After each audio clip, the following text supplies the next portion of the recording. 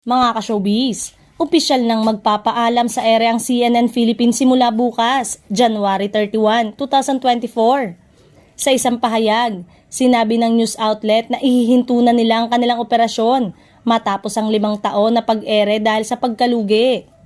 Nagpasalamat din ng news network sa mga empleyado nito at tiniyak na makakatanggap ang mga ito ng karampatang kabayaran sa kanilang serbisyo. Nagpaabot din ng pasasalamat ang news outlet sa kanilang mga naging partner, gayon din sa mga tumangkilik ng kanilang mga programa.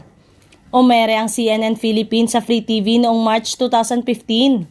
Samantalang, isang source ang nagsabing malaki ang posibilidad na ibalik sa dating pangalan na RPN9 ang CNN Philippines dahil sa mga nakaambang pagbabago. Pinalita ng source na di umano'y 2 negosyanteng pinuno ng malalaking kumpanya ang magsasanib puwersa sa pagbabalik ng RPN9.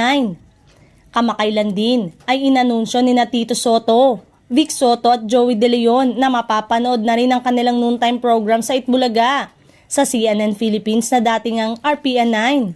Nagsimula na noong January 6 ang pagpapalabas ng longest running noontime show sa CNN Philippines tuwing Sabado.